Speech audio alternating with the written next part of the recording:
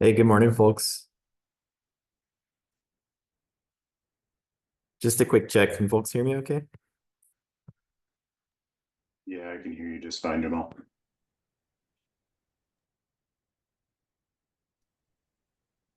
Sorry, Ryan, did you come off mute and say something? Yeah, I was saying I could hear you just fine. Okay, perfect. Thank you.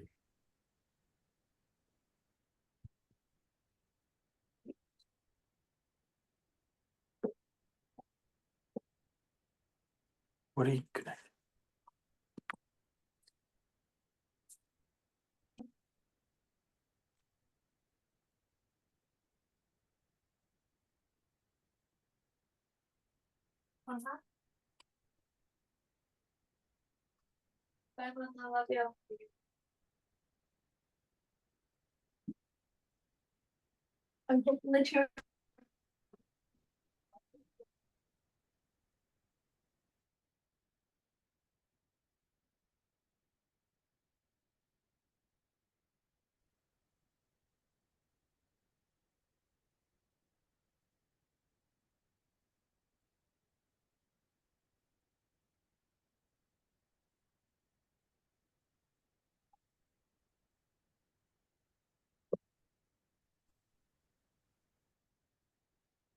Good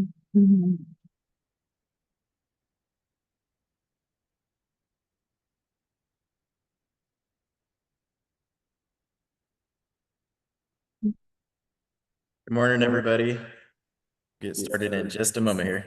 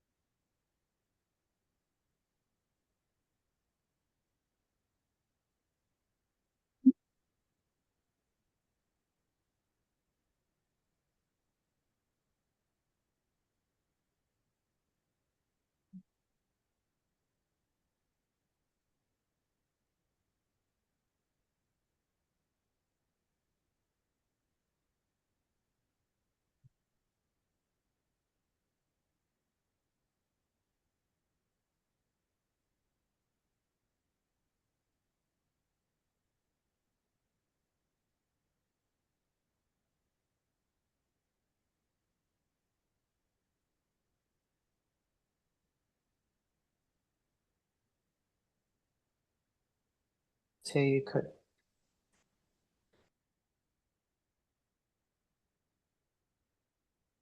Right. Good morning, folks. Can everybody see this, me sharing my screen and hear me okay?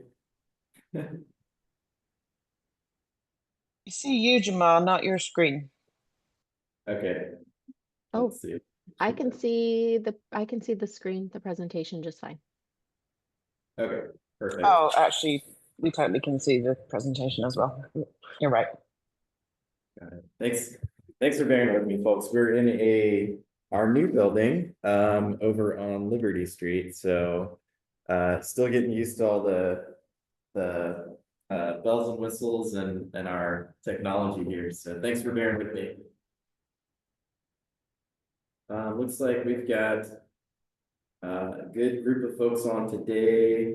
I see that Phil has joined, and Annie and Bavesh, and Caroline, and Dr. Castillo, Chris, Dr. Shannon, Ryan. Good morning to all of you and welcome. Liz has joined. Josie, Dr. Bruce, welcome. Good morning, Jamal. Can you hear me? This is Lisa. Yeah, I can hear you, Lisa. Welcome. Okay, great. I had to call in if the speaker's not working. Thank you. Okay. So why don't we get started here? So just as a heads up to everybody, Bruce has finished his tenure as our co-chair, so I'm sort of keeping the wheels moving, as on the, in the interim, as we look to seat our new co-chairs today. But looking at our agenda, we'll kind of kick off with attendance and any member announcements that we have, along with public comment. And then we'll move into talking about our co-chair nominations for 2025 through 2026. And then dovetail into some of the priorities for 2025 for the advisory panel, as well as just spending some time to kind of reorient folks to our structure within the panel. We've got some updates from the Health Innovations and Investments Work Group, along with the proposal. And then we'll hear from our Community Impact Committee Manager, Melissa Lindley. And finish up with an update from OHA on their hepatitis elimination plan. So with that, we'll kind of jump in here. I'll ask that folks add their name and organization into chat, so we can kind of save some time on taking attendance here. And I'll kind of circle back and make sure that we've got a good voting quorum for some of the decisions that we'll be looking to make today. If you're not able to put your name and organization in chat, if you could just chime in, come off mute and chime in and state that you're here, and I'm sure the little AI robot note taker that we have will pick that up, so that would be helpful. With that, let's pause for any member announcements that folks have. Does anybody want to chime in with any announcements on initiatives that you're working on, or matters that you'd like the panel to know about?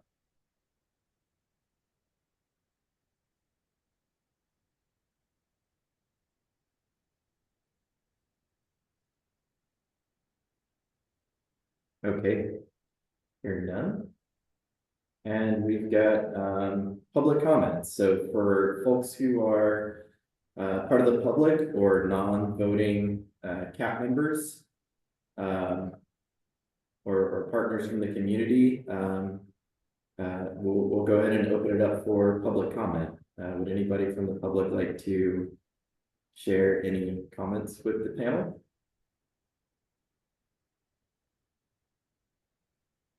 And while we're waiting on public comment, I'll just make sure that we've got a voting quorum here.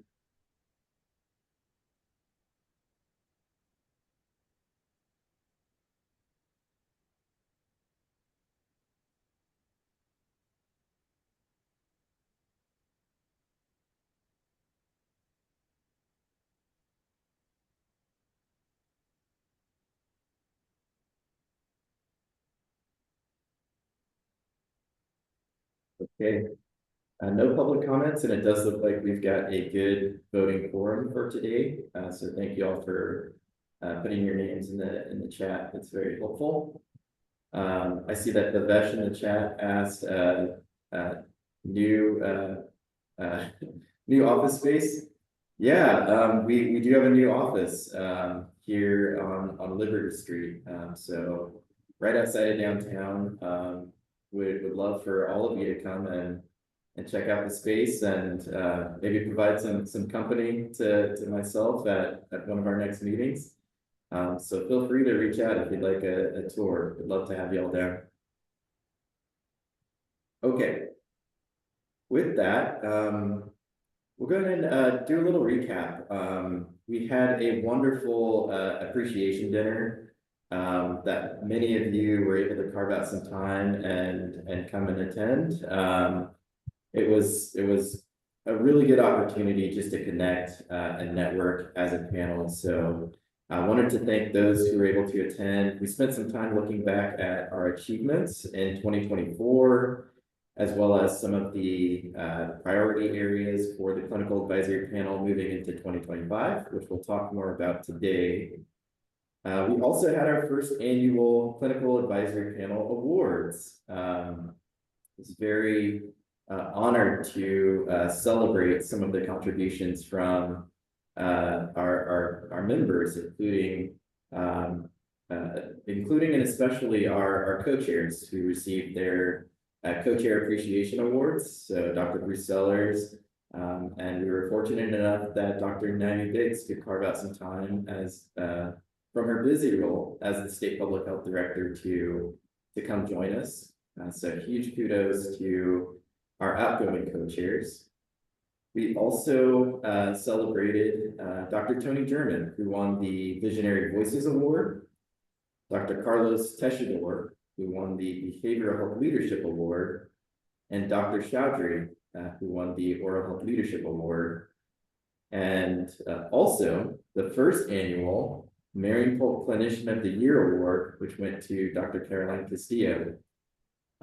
So such a wonderful time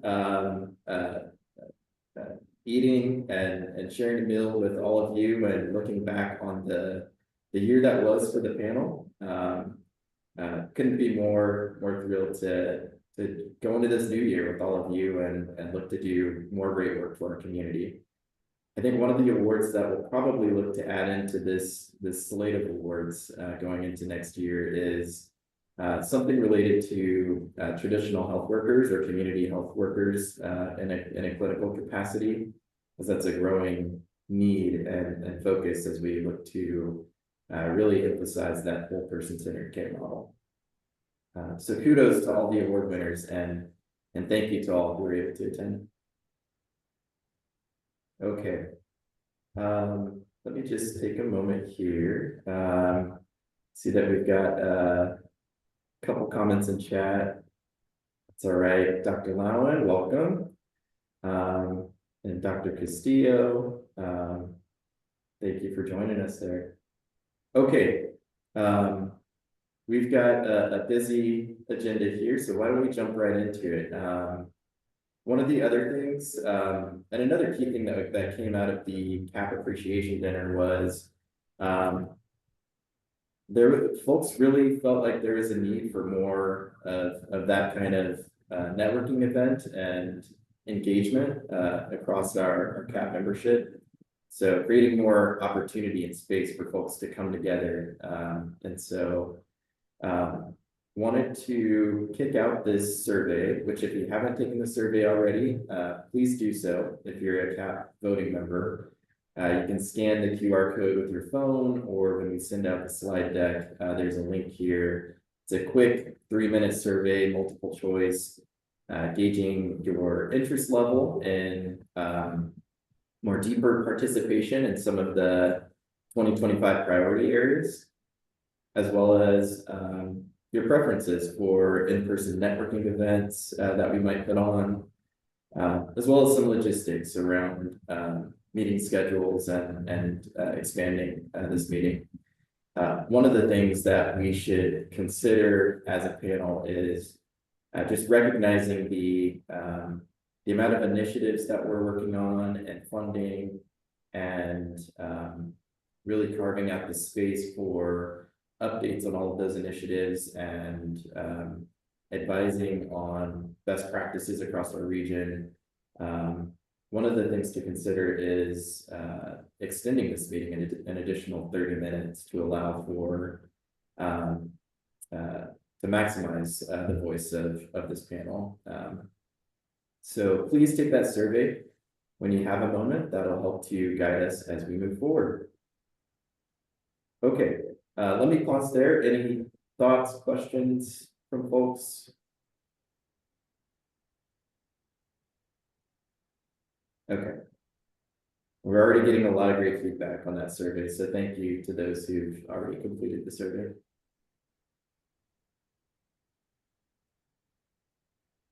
Okay, moving into our co-chair nominations. Dr. Jill Pearson is a former medical director at Salem Health and is now the president of Pathways Pediatric Consulting. And Lisa Ladd is the director of contracting and provider network at WVP Health Authority.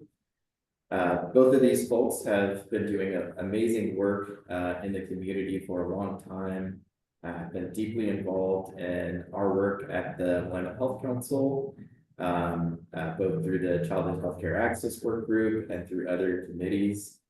I was very thrilled to see these two individuals come through as nominations to lead the clinical advisory panel over the next couple of years. And so, yeah, I wanted to bring these folks forward and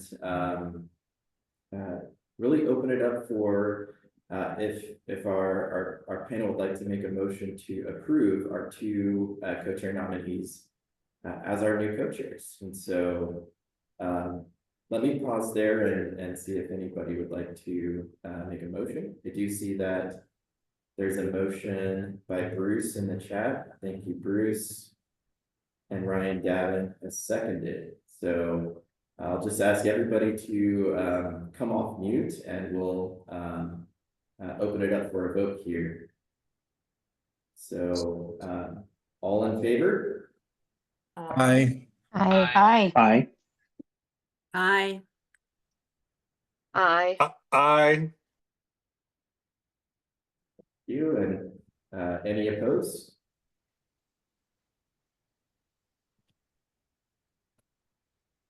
Okay, and any abstentions?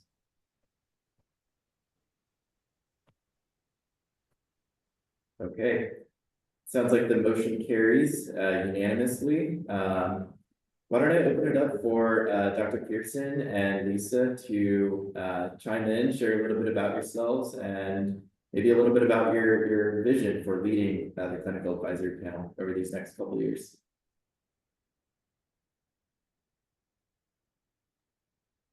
I'm happy to go first. Thank you so much. What an honor to be nominated for co-chair of this committee. I've been impressed. I attended the award ceremony and then the recent recap of WHC, and absolutely over the moon excited to be able to co-lead this with Lisa. I've heard wonderful things about her as well, and I think the two of us are going to transform big things in our community for access to healthcare and all the initiatives that I've heard so many good things about. I definitely look forward to meeting all of you a little bit more intentionally as the next couple months fly by. So feel free to reach out if there's any specific questions or like to have a cup of coffee and meet more personally. That would be great as well. Thanks, Jill. Thank you, Dr. Pearson. Can you all hear me okay? Yep.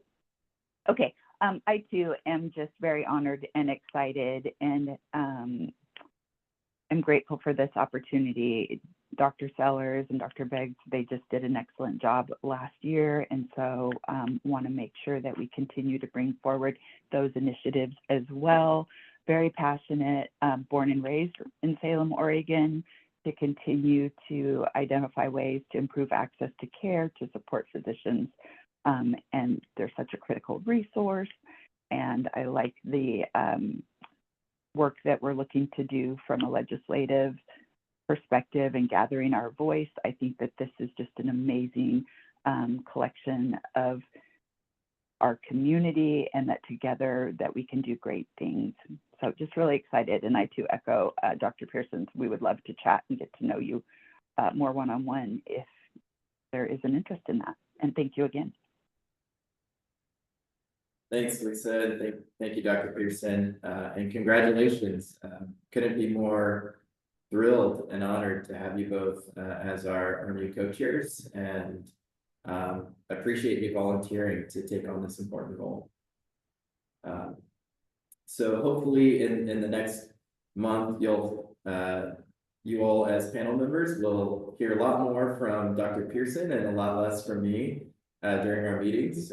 But as they're getting situated and prepared for their leadership role, I'll sort of continue to keep the ball rolling here for today's meeting. Okay. So as Lisa and Jill mentioned, we've got a few key priority areas that we'll talk about. But first, I think, as we mentioned earlier, it's important to reorient folks as we sort of step into this new year And as we've got quite a few new folks on the clinical advisory panel, to what our ultimate purpose is as a panel, and what our structure looks like. So this is a panel that's designed to bring together a really diverse confluence of provider and community health perspectives across the Marion region to advise on best practices, quality improvement, and health information technology initiatives. We are currently at 25 voting members. We added 7 new members in 2024, which makes us now the largest committee under the Willamette Health Council. So kudos to us. This body meets the 4th Tuesday of each month. We have 2 work groups, our Childhood Healthcare Access Work Group and the Health Innovations and Investments Work Group. The Health Innovations and Investments Work Group has been overseeing more than $4.3 million that's been allocated to CAP in 2024 and shared savings funds and quality improvement metric funds to invest back into community health and quality improvement initiatives. So 2.4 million of that in shared savings for quality improvement specific initiatives. And then another 1.9 million was allocated in late 2024 related to capacity and infrastructure building for the social determinants of health screening and referral metric, as well as the social emotional health aspects of the kindergarten readiness metric. Folks will oftentimes hear me talk about we've sort of moved this body from solely an advisory body into an advisory and action body. A lot of that is due to the board continuing to have faith in the expertise and knowledge that's at the table at our panel to allocate this funding to drive into action throughout our community. So we'll talk a little bit more about that in a moment. But looking at our priorities for 2025, I'm going to pause for a moment as I see some comments coming in the chat, and so folks can kind of read over our priority areas listed here. Okay, lots of congrats and thanks to Dr. Pearson and Lisa for stepping up in the co-chair role. Awesome. Okay, and so in looking at our 2025 priority areas, you know, I think one of the big things here is continuity. So ensuring that the work that's been started throughout 2024 and earlier is advancing forward into action and accelerating, and also just listening to the voices of you all as CAP members in terms of where there's need.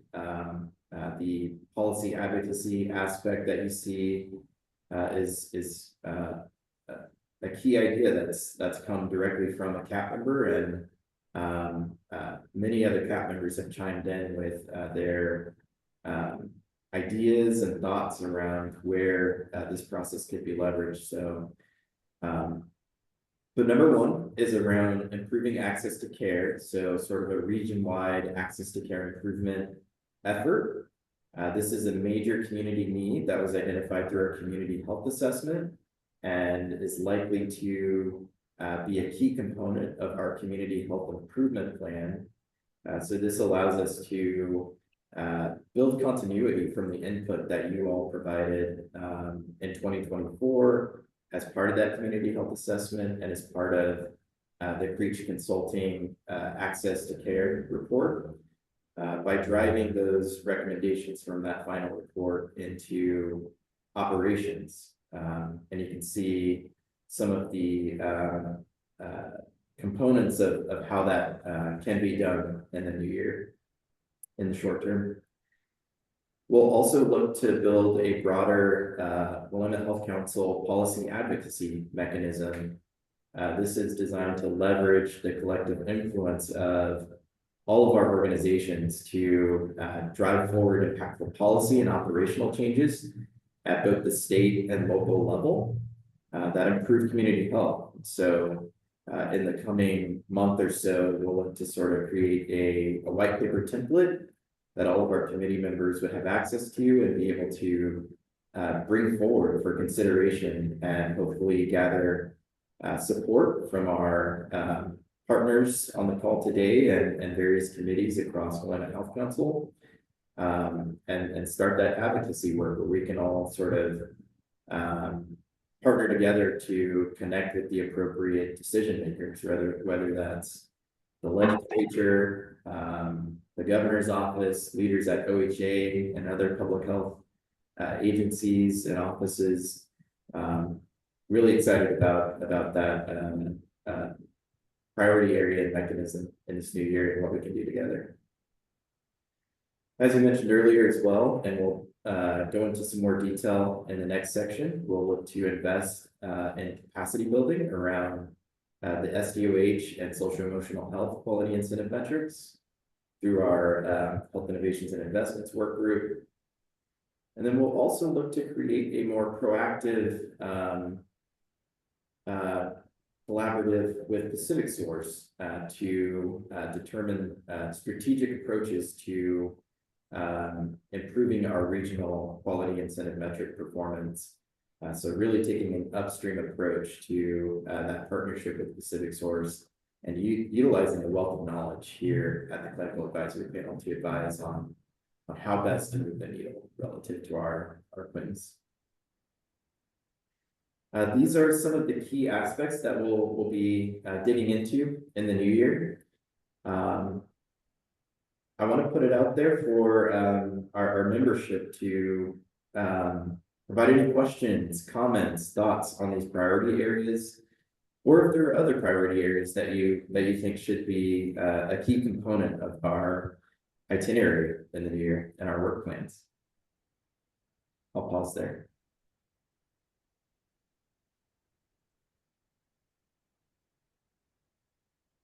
And as folks are considering any thoughts or questions on our priority areas, I want to thank everybody for bearing with me. This is a lot of information as we look to sort of structure the road ahead for the new year. So thank you for bearing with me as it's a lot of information to share with folks. Hey, Jamal, this is Lisa. Really quick. I also thought we discussed carrying forward Dr. Sellers' initiative. Did we comment on that? Yeah, absolutely. Thanks, Lisa. So Dr. Sellers' initiative around improving our region's capacity for assessing and diagnosing autism is certainly moving forward. And that's an initiative that we'll continue to update the Clinical Advisory Panel on. So on one end of that initiative, we've partnered with the Willamette ESD to create broader community awareness around the importance of screening and early detection of intellectual and developmental disabilities. So Willamette ESD has been working with groups like Creating Opportunities with Cheryl Cisneros to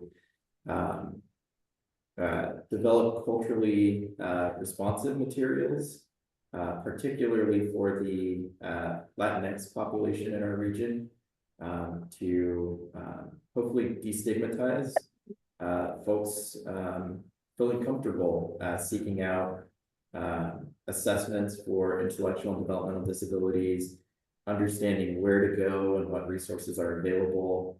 And again, why it's important to screen earlier in the lifespan, because that early detection leads to better health outcomes over the course of kiddos' life. The other key component there is around working with the OHSU's Autism Assessment Capacity Project to create a PCP training cohort within our region. So we're currently working with OHSU and several of your pediatric practices across the region who have graciously volunteered to participate in that PCP training cohort. That's a training program that would train local pediatricians to assess and diagnose autism confidently within your practice, much like the current model that is currently in place at Childhood Healthcare Associates of Salem, or CHAOS. So OHSU, that would be, I believe, about a 5-month training with pediatricians that would train them on and certify them on being able to assess and Hey, Jesse, this is Carlos. autism morning. here within practices. Thank you so much for being available. Uh, And I Carlos, just I'll go ahead and interview you. sorry if I ask silly questions. I'm just learning. Each site has different requirements, and I'm just trying to help Hey, Nathan. Carlos, I think you need to go navigate on this. mute. So, do you have a few minutes? Jamal, I don't know if you can manually. There we go. Yeah, I had to find the mute button there. So Carlos will come back on with us in a moment. But yeah, wrapping up there, Lisa. We're in discussions with Lindsay Blankenship and Dr. Kurt Freeman at the OHSU Autism Assessment Program to really determine sort of contracting from the council perspective, as will likely, so that program requires, in order to launch a cohort, they require at least 15 PCPs. And so we'll likely be partnering with another CCO region to fill out that cohort, as I'm anticipating we'll likely have about 3 to 6 pediatricians from our region who are interested in moving forward with that training. So we're hopeful to kick off that training by the end of Q1, so by the end of March. We'll continue to update CAP on how that comes along as we move forward. Samuel, can I ask one question? Yeah, Oh, so sorry. Or I guess comment maybe another aspect I think that should be considered is sort of reasonable reimbursement and funding for that from a provider perspective, because that's been a challenge for us of convincing Pacific Source the need and the actual significant cost savings of our program. And so I think that is something, and I don't know if that's being considered already, but I think that's going to be an important aspect of making this sustainable. Yeah, thanks, Dr. Lyle. And that is a key aspect, right? And it's not necessarily unique to our region. I think OHSU and stakeholders across the US recognize the importance of sustainable reimbursement. The OHSU program, through their partnership with Care Oregon, in a previous pilot of this program that they've done, they actually layered in an alternative payment methodology to do just that, to support the sustainability of these services for the community. And so we're working with the OHSU program to see if we can get access to what that methodology looks like, and begin discussing that with Pacific Source in terms of what's possible. Aside from that, I think there's certainly area and an intent to explore with Pacific Source what sorts of alternative payment methodologies can be leveraged to support the sustainability as we kick off this program as well. So excellent point. Other thoughts and questions? Thank you.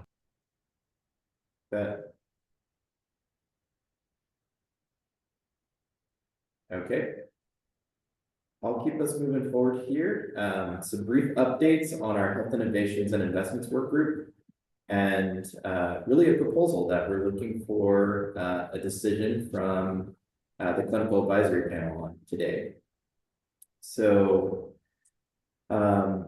again, taking a step back here, so the Health Innovations Work Group, Health Innovations and Investments Work Group is formerly known as the Shared Savings Work Group. It currently consists of 10 clinical advisory panel members.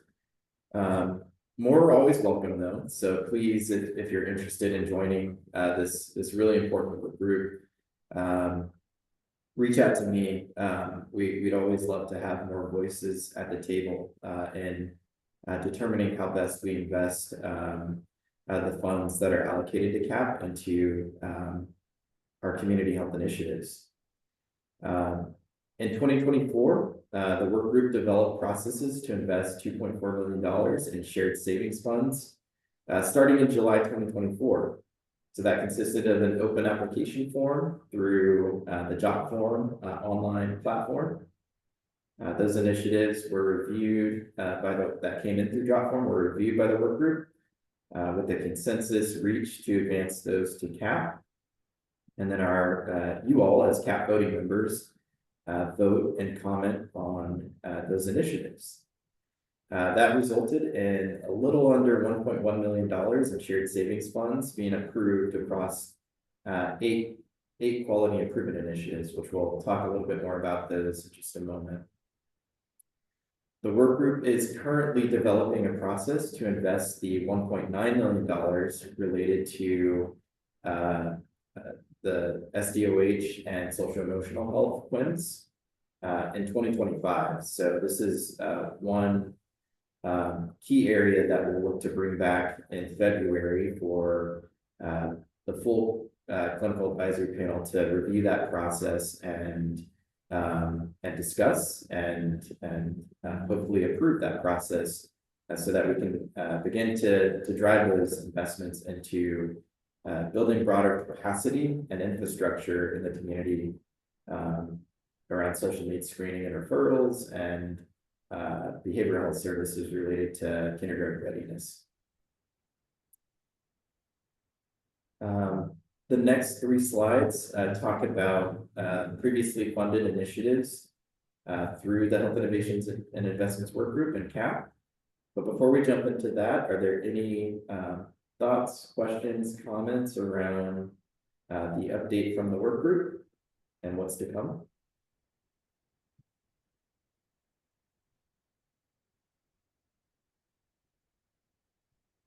Okay.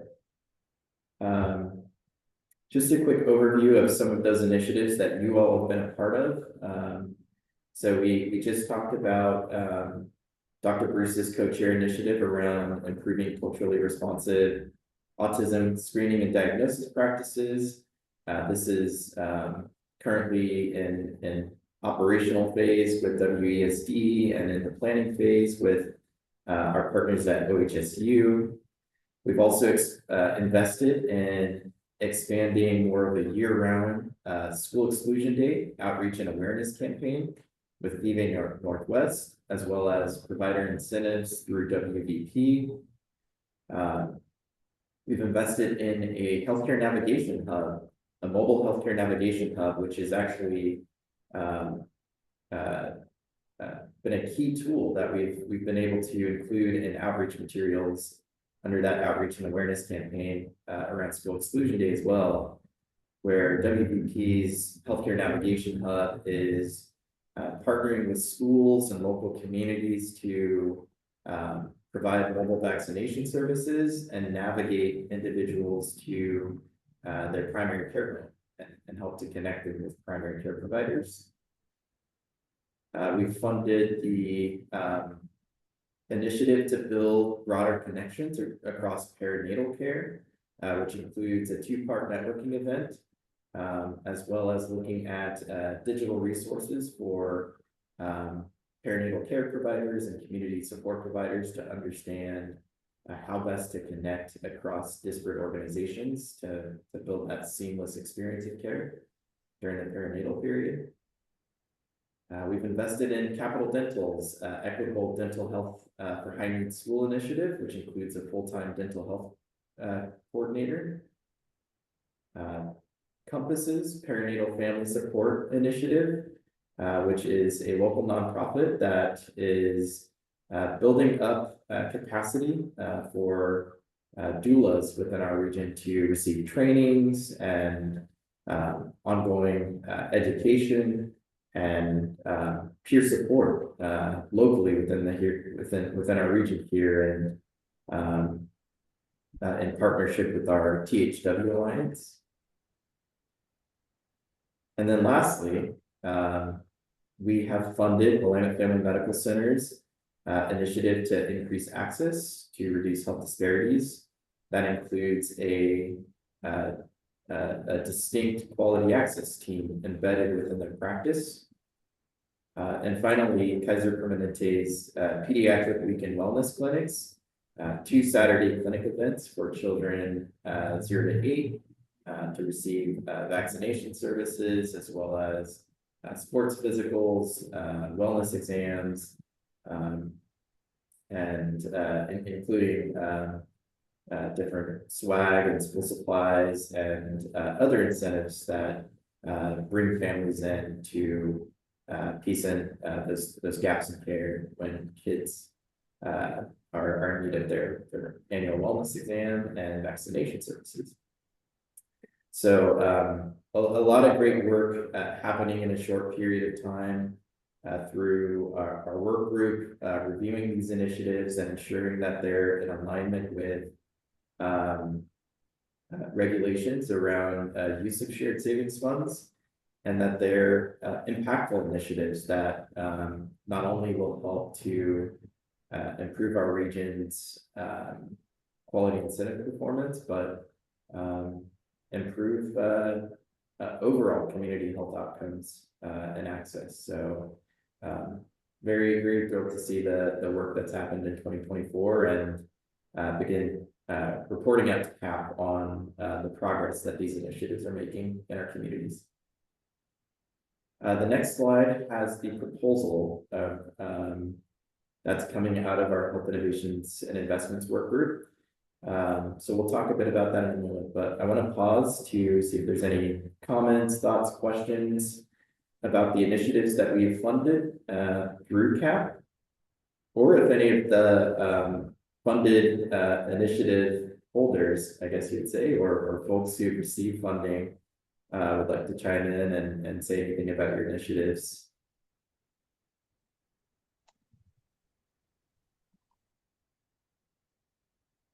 This is Jody Peterson, and I'm sorry, my camera was a little off this morning. The dental coordinator grant with Capital Dental is showing huge success at Salem Kaiser Public Schools. We are being able to do screenings and clinics, and we just really appreciate the partnership because we have a lot of kiddos with tooth decay and needing support. Also with WVP, we are starting immunization for school exclusion coming up, and we'll report back after February. But I just appreciate both have really shown impact within the school setting and for our kiddos. Thanks, Jody. So great to hear. Other thoughts or comments from the group? I have one comment. Sorry, I'm not on camera. This is Manu with Capital Dental Care, and while I'm representing, kind of more that oral health sphere and perspective, reviewing and hearing all the work and all the investments that were done makes, it's kind of soul filling in the sense that we're really kind of plugging up holes within our systems. And so just really appreciate being a part of this journey with everyone. Thanks, Dr. Shabri. Yeah, I wanted to comment that this is amazing work, and we're putting resources into hopefully improving outcomes down the line. So I would love to see kind of how this makes an impact. So if there's a way of measuring what these investments result in, it may be tricky to do that, but it would be really helpful to know that these efforts are then creating particular outcomes. So some type of mechanism of report out of what we achieved in the end would be really a great thing. Thanks. Yeah, absolutely, Bhavesh. So all of these initiatives are tracked through our grant tracking, grant management system, Foundant, which does require, each grant applicant to,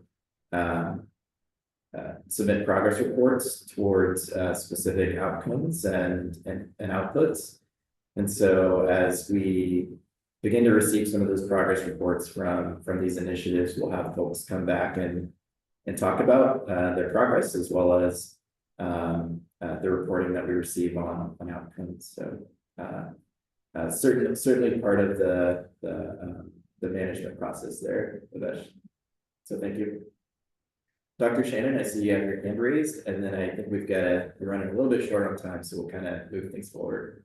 I'll make it quick. I'm very excited about our healthcare navigation hub. While we're getting prepared to do Salem Kaiser school exclusion vaccines and around the counties, we've found families that have had barriers and gaps already and been able to see the community come together as providers to figure out how to navigate those. And it's just been super exciting. So Bhavesh, about the reporting, I'm a data gatherer, and we have lovely stories and data that we're starting to gather with some of that that's happening. So I'll be excited to share more about that when we actually report out. Thanks, Dr. Shannon. Okay, I'm going to keep us moving forward here. So one of the key things coming out of our Health Innovations and Investments work group is a proposal to allocate the remaining $1.35 million in shared savings to hone in on a regional access improvement effort. This would be really targeting these funds towards several of the priority access recommendations coming out of the access to care report that you were all a part of and informing and providing your feedback on. So that includes the creation of sort of our access to care task force under CAP, which would guide all of those access improvement projects. It includes funding for expanding workforce capacity through access and team-based care. That would include a centralized practice facilitation team, a workforce vitality survey to measure and track provider wellness, burnout, and retention, along with number 4, the creation of a Marion Polk Clinician Connect event series for providers. So sort of a local provider affinity group to build better connections across our community of providers, making sure that clinicians feel supported and that there's a broader community to leverage and engage with. Also funding a pilot to embed AI scribe technology within primary care practices that would reduce EHR documentation burden and optimize team-based care, hopefully freeing up additional time and satisfaction for our provider workforce. And then funding a public health campaign emphasizing the importance of establishing a primary care home, as well as how to establish a primary care home, including oral health and behavioral health services as well. This is the result of a lot of deliberation by the Health Innovations and Investments work group on how best to make the greatest impact utilizing the remaining funds that are available through shared savings, and really get a jump on this key area that is going to be a major component of our next 5-year community health improvement plan. So with that said, I see that Lisa, you've got your hand up. Let me open it up for you. Thank you, Jamal. Are these finalized recommendations of where the funding could go? The reason I ask is I think I just would open it up to the group for comments if time allows. another component of access to care is just funding for the recruitment or retention of providers in the community. So I'm thrilled to see that there's dollars there, but another piece that I would like to raise is that funding to allow for the recruitment costs of bringing providers into the community to help expand access to care. I'm sorry, Lisa, you've gotten a little bit quiet. I don't know if it's just me. I was having a hard time hearing the question. The question is whether these are set recommendations or if there's any consideration for actual funding to go towards recruitment of bringing providers into the community, since that's a part of what the concern is of access to care, is that healthy recruitment. And while I love all of what's here, just having some money to the practices to help sustain physicians in the community is just a point for me to raise, if that's one. Yeah, I think that's a great point. And I think that's something that our access to care subcommittee, we've got a number of recommendations here, but they're just that, right? They're recommendations. I think that under that access to care subcommittee, which would report up to CAP, there could be changes in direction in terms of what exactly is being invested in. And so that's something that I would envision that access to care subcommittee would discuss and bring forward relative to those changes or any changes that are needed. So one of the reasons, so there were other recommendations that touched a little bit more specifically on workforce recruitment. And we know that there are other key initiatives across the community that are already doing a lot of that important work, particularly through the Willamette Workforce Partnership, as well as initiatives like CTEC and at some of the schools. And so I think there's certainly opportunity to invest in accelerating the operations and capacity within those programs as well. So I think that's certainly an option, Lisa. Thank you. Yeah. Let me pause there and see if there are any other thoughts, questions on the proposal here.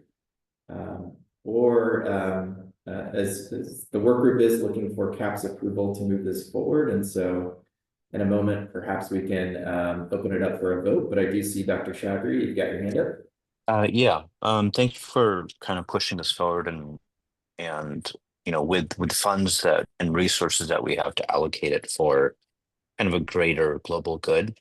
I'm a little bit, I would like to see this fleshed out more, while number one is the appropriate starting point. I would like to know in advance before, before, in a sense, authorizing this amount of money to go out specifically for this initiative. I would like to understand in detail, like how much money is going to be used for number two. What is the potential outcome of the, what are some of the outputs that are desired? What are those metrics?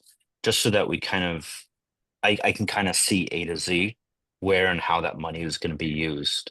And so while I'm on board with number one, I have trouble with agreeing to pushing out the remaining 1.35 million without having a flushed out, in a way, business plan for each of the others.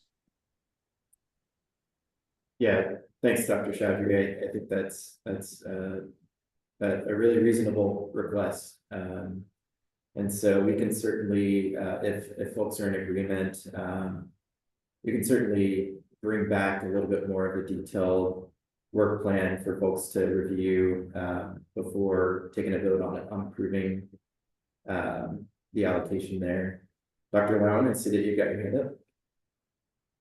Yeah, it's similar to what was actually Lisa and Manu just said. Looking at the report in the I don't know what it's called, but thinking about number 2 and kind of access to care, I think one thing, we talk about, one of the recommendations is sort of supporting high schools and training, but I think we miss a huge significant gap in professional training and supporting that, as well as relationships with training programs that are around our area. There's a significant number, and legislation and back in 2016 and then shifting again even has really affected the ability to do training. And I think if we think about really retention of qualified people in the community, it really comes down to relationship and understanding. And so, I mean, I would recommend really looking into the number 2 aspect of how do we sort of support long-term relationship and training, and that will be a way to maintain people, qualified professionals in the community. So it feels like that's a large gap that's missing in kind of recommendations or wasn't really looked at. And it's a huge source of underutilized resources specifically for behavioral health. But I know we also have a number of medical schools. I mean, both directions, north and south from where I'm sitting right now. So feels like that's an important aspect as well, and consider funding. Thanks, Dr. Lau. So I think one of the, so we can certainly build in some of those considerations and bring this back for further consideration around the allocation of funding. I did think I was hearing some support for the initial establishment of the Access to Care Subcommittee, not necessarily the funding at this point. Is that something that folks would like to get the ball rolling on in terms of the council beginning to pull this Access to Care Subcommittee together? Is that something that folks would like to approve today, or should we look to sort of table the entirety of the initiative until we can see kind of a broader work plan? This is Russ. If you can hear me okay, I would be fine with moving to establish a subcommittee, and then I would agree with Dr. Shutter. I'd like to know more about these and projected costs and things. And so, moving those or tabling those until we have more information. Great. Thanks, Russ.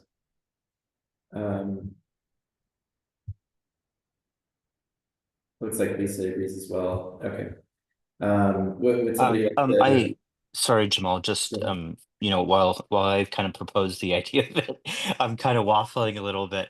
So I want to be on one perspective, we need to be good stewards of the resources that are available. With the actions taken by the federal government, I don't know if this money could be available in the future.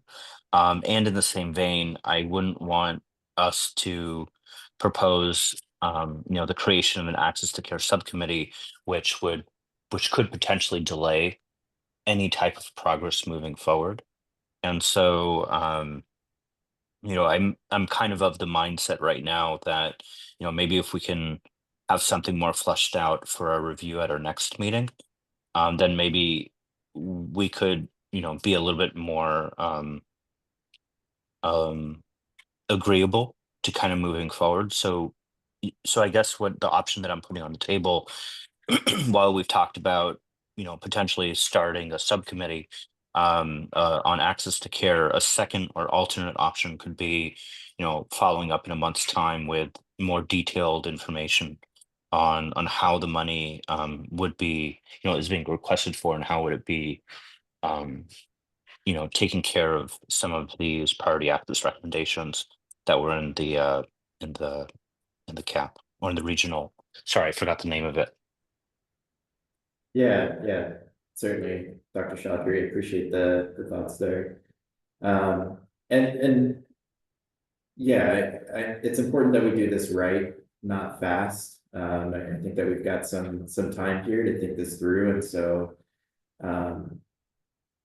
yeah, why don't we take this offline? We can sort of follow up with some more information through email leading up to the February meeting, and make sure that everybody feels very, very comfortable and confident in exactly what these dollars would be going to. through a more detailed work plan. So, yeah, we will go ahead and table that for now, and appreciate everybody's input and thoughts on this proposal. With that said, I think that we're just about at time. We did have a presentation from Anne at OHA, and I am very sorry that we ran out of time here. I'm going to ask and hope that you can potentially come back to our next meeting and share some information offline with the group. So we'll definitely revisit the hepatitis elimination plan, as that's a very important statewide initiative.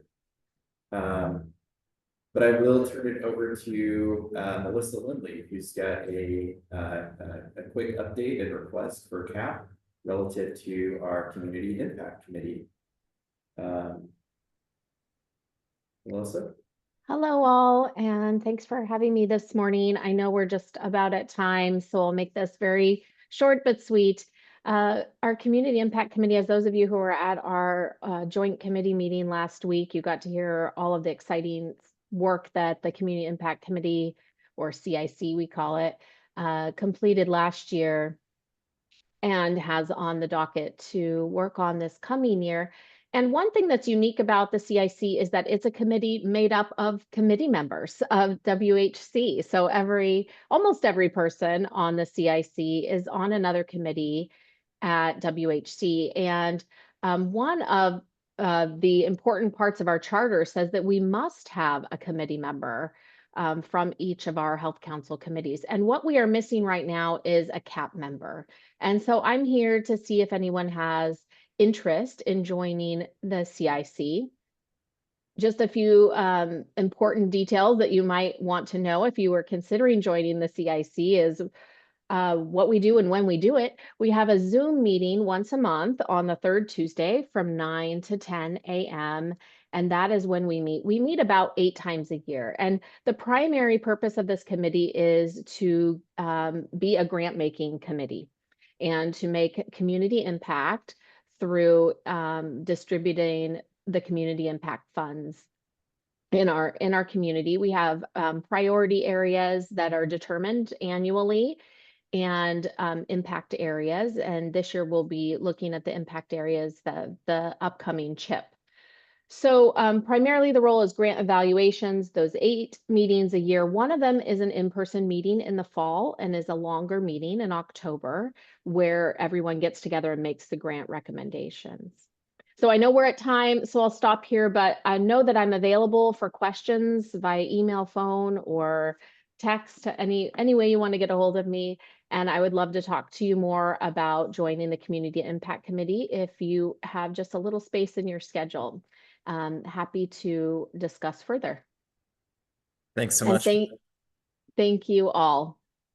Thanks so much, Melissa. I am echoing. Okay, thanks so much, Melissa. And I know that we've got interest from some folks already. So yes, please do reach out to either myself or Melissa directly if you're interested in being a part of CIC. With that said, we are at time today, folks. Super excited about what 2025 holds in store for the Clinical Advisory Panel. Thank you all so much for your time. Please do take that survey when you have a moment, and we will be in touch with next steps. Thank you all and have a wonderful day. Thank you. Bye, everyone. Thanks, Jamal.